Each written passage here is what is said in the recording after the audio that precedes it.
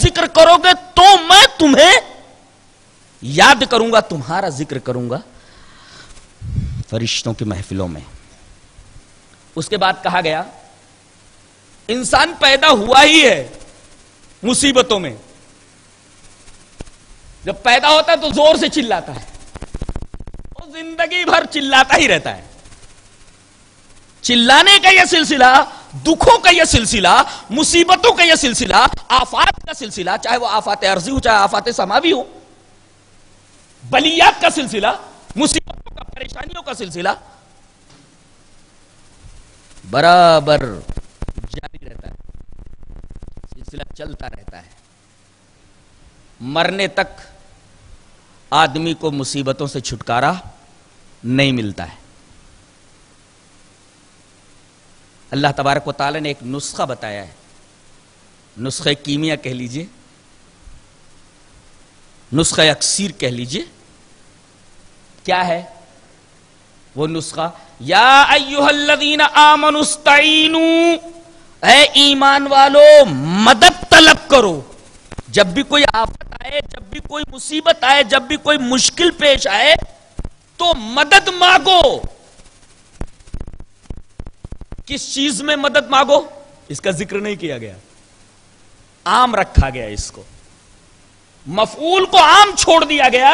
یعنی زندگی میں کوئی بھی مشکل پیش آئے, زندگی کے کسی موڑ کے اوپر تم کسی حادثے کا, کسی پریشانی کا شکار ہو جاؤ, تمام پریشانیوں میں تم مدد مانگو اللہ سے. کس کے ذریعے؟ ایک نسخہ ہے دو چیزوں سے مرکب ہے.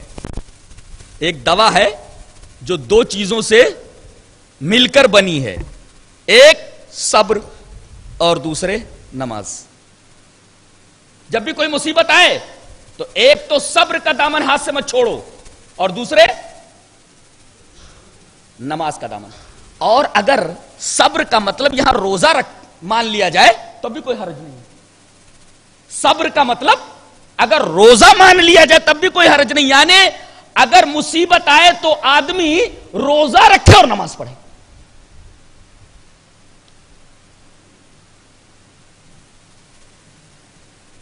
تو زندگی میں کوئی پریشانی آئے تو اس کے لیے ایک نسخہ بتایا گیا ہے, نسخہ استعمال کر دو, پریشانی دور ہو جائے گی.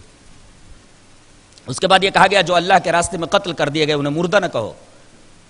یہ شہداء کے بارے میں, شہیدوں کے بارے میں, جو اللہ کی راہ میں لڑتے ہوئے شہید ہو گئے, مردہ نہ کہو. اس آیت کریمہ کا نہ جانے کیا کیا مطلب لے لیا گیا ہے. حالانکہ سیدھا سادہ مطلب یہ تھا کہ بھئی ایک آدمی ہے جو کھاٹ کے اوپر مر جاتا ہے, اور ایک ہے جو میدان کارزار میں اللہ کے لیے لڑتے ہوئے مر جاتا ہے. دونوں موتوں میں زمین اور آسمان کا فرق ہے. تو جو لوگ اللہ کے راستے میں لڑتے ہوئے مارے گئے, قتل کر دیے گئے, انہیں یہ نہ کہو کہ وہ مر گیا, ایسا نہ بولو کہ وہ مر گیا, بلکہ یہ سمجھو کہ اس نے ایسی موت پائی ہے جس پر ہزاروں زندگیاں قربان کی جا سکتی. یہ مطلب ہے. اور یہ ایسی موت ہوتی ہے کہ اس کے لیے برزخ نہیں ہے. عام آدمی جب مرتا ہے تو سور پھونکے جانے تک وہ برزخ میں رہتا ہے, اور شہید جب مرتا ہے, آدمی جب شہید ہوتا ہے تو ڈائریکٹ اسے جنت میں داخل کر دیا جاتا ہے, لیکن اسی جسم کے ساتھ نہیں, بلکہ ہرے پرندوں کے پوٹوں میں ان کی روحیں ڈال دی جاتی ہیں. وہ دن بھر جنت کے باغوں میں, جنت کے درختوں پر چہچہاتے رہتے, گھومتے رہتے ہیں, اور جب شام ہو جاتی ہے, رات ہوتی ہے, تو وہ عرش کے نیچے لٹکتی ہوئی قندیلوں میں بسیرا کرتے ہیں. اس کا مطلب جنت میں بھی شام ہوگی, جنت میں بھی صبح ہوگی, نہ جانے کیسی صبح, نہ جانے کیسی شام, اللہ نہ جانے بجلی کا کیا انتظام ہے, نہ جانے پاور کا کیا انتظام. میں نے کہیں پڑھا تھا کہ پاور کا ڈائریکٹ نظام عرش اعظم سے ہے. عرش سے روشن اور کون سی چیز ہو سکتی ہے؟ وہاں سپلائی کبھی بند نہیں ہوگی, سوال ہی نہیں ہے. جب عرش سے اس کی سپلائی ہے تو بتی جانے کا کوئی سوال ہی پیدا نہیں ہوتا. تو یہ ہے شہداء کا مرتبہ اور ان کا مقام. اسی وجہ سے کہا گیا کہ جو لوگ اللہ کے راستے میں شہید ہو جائیں انہیں یہ نہ کہو کہ وہ مر گئے، ارے انہوں نے ایسی موت پائی ہے جس پر ہزاروں زندگیاں قربان کی جا سکیں۔ اس کے بعد ایک بڑی پیاری بات کہی گئی کہ انسان کے اوپر جو مصیبتیں آتی ہیں ضروری نہیں کہ وہ انسان کے بد عملوں کا نتیجہ ہو، کبھی کبھی ایسا بھی ہوتا ہے کہ اللہ آزمانے کے لیے مصیبتیں ڈالتا ہے۔ تو آدمی کے اوپر کوئی پریشانی آئے تو یہ نہ کہو ارے اتنا بد عمل تھا وہ، اس کی بد عملی کی وجہ سے اسے یہ سزا ملی ہے۔ تمہیں کیسے معلوم؟ تمہیں کیسے معلوم؟ تمہیں غیب کا علم ہے کہ جو پریشانی اس کے اوپر آئی ہے وہ اس کی کسی بد عملی کا نتیجہ ہے؟ نہیں، انسان کے اوپر جو مصیبتیں آتی ہیں ضروری نہیں کہ وہ اس کی بد عملیوں کا نتیجہ ہوں۔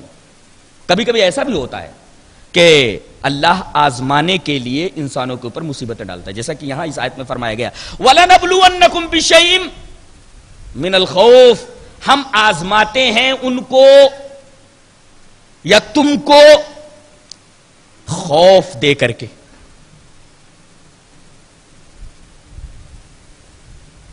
اسی طریقے سے پھلوں میں کمی کر کے وغیرہ وغیرہ بہت ساری باتوں میں ہم آزماتے ہیں۔ ہم یہ دیکھنا چاہتے ہیں کہ میرا یہ بندہ اپنے دعوے ایمان میں کتنا سچا ہے۔ مصیبت آنے کے بعد یہ جزا فضا کرتا ہے یا یہ بولتا ہے انا للہ و انا الیہ راجعون۔ دیکھو کتنی باریک اور کتنی نازک بات ہے۔ چراغ جل رہا ہے، گھر میں چراغ جل رہا ہے، روشنی کا واحد ذریعہ ہے، چراغ جل رہا ہے، اچانک بجھ گیا۔ اب اس پر آپ جزا فضا کریں، ارے کیا ہو گیا لائٹ کو، کیا ہو گیا موم بتی کو، جزا فضا آپ کرنے لگے۔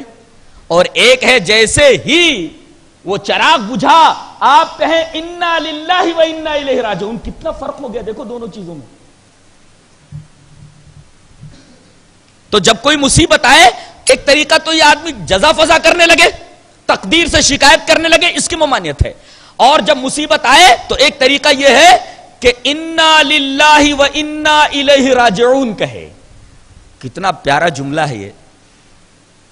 در حقیقت اس جملے کے اندر دو تسلیاں ہیں، ایک تسلی عقلی ہے اور ایک تسلی طبعی ہے۔ عقلی تسلی کیا ہے کہ یہ میرا بیٹا جو تھا، میری بیٹی جو تھی، میرا باپ جو تھا، میری ماں جو تھی، یہ اللہ کی ملکیت تھی، یہ سب اللہ کی ملکیت تھے، جس کی ملکیت تھی لے گیا ہو، تو ہم کو جزا فضا کرنے کی کیا ضرورت ہے؟ ارے بھائی کسی نے کوئی چیز امانت ہمارے پاس رکھی تھی، اگر وہ امانت ہم سے لے لی تو چیز اس کی تھی نا، اب ہم کو چیخو پکار کرنے کی کیا ضرورت ہے؟ تو ہم نے کہا انا للہ، بے شک ہم اللہ کے ہیں، اللہ کی ملکیت ہے ہم۔ یہ تسلی ہو گئی دل، کس کو؟ دل کو اور عقل کو، کہ جس کی ملکیت تھی لے گیا۔ وَإِنَّا إِلَيْهِ رَاجِعُونَ، دوسرے جملے میں طبیعت کو تسلی دی گئی ہے۔ کیا؟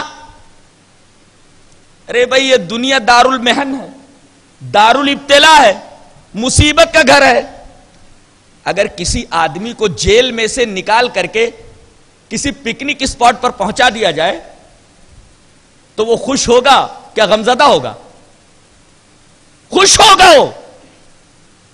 تو جب دنیا جیل خانہ ہے،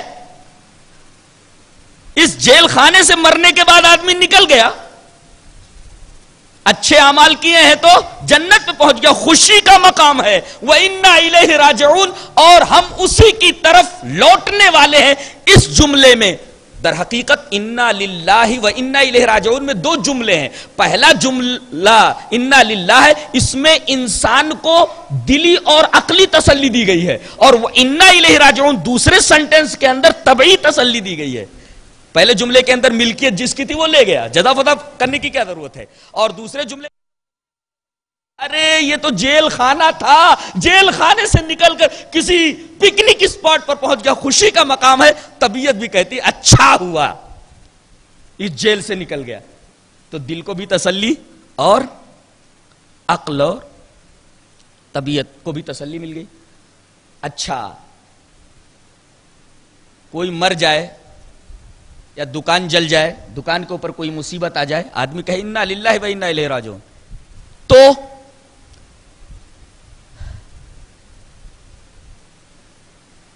تسلی مل گئی اس کے عقل و دل کو، تسلی مل گئی اس کی طبیعت کو.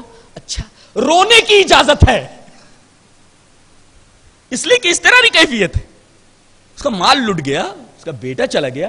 رونے کی اجازت ہے اس لیے کہ یہ اضطراری کیفیت ہے.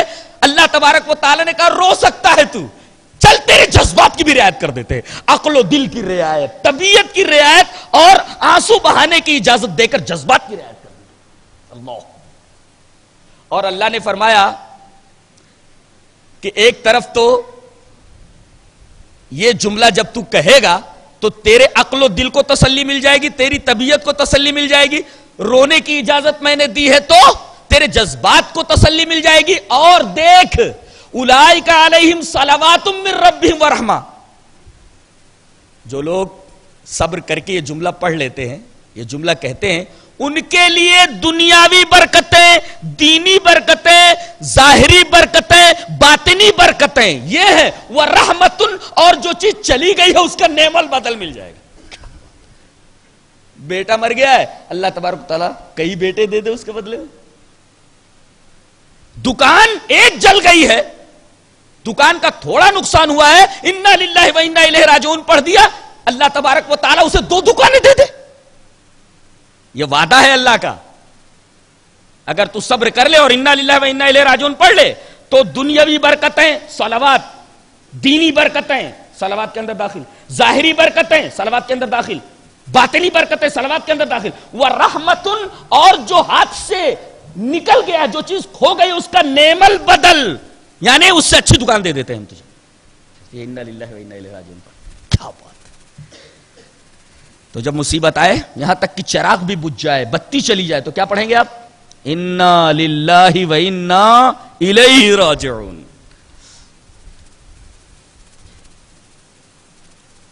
اس کے بعد ایک بڑی اہم بات بتائی جا رہی ہے کہ جتنے انبیاء آتے تھے ان کا کام کیا تھا، ان کی بعثت کا مقصد کیا تھا؟ دعوت، لوگوں تک اللہ تبارک و تعالیٰ کا پیغام پہنچانا.